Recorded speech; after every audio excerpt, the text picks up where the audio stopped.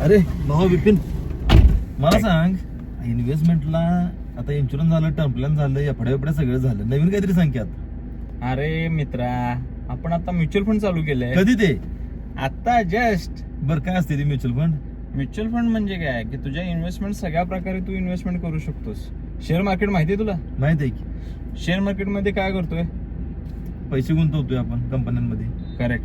त्याच पैसे गुंतवत असताना डायरेक्ट जेव्हा शेअर मार्केटमध्ये तू पैसे गुंतवतोयस तेव्हा तुझं डोकं चालवायला लागतं. बरोबर.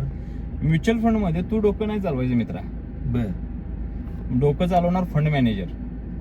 बर, म्हणजे मग फंड मॅनेजर डोकं जाऊन आपण नुसता पैसा लावायचा, निवांत वर्षाला काय असेल ती इन्कम त्याचं मिळवत राहायचं. करेक्ट.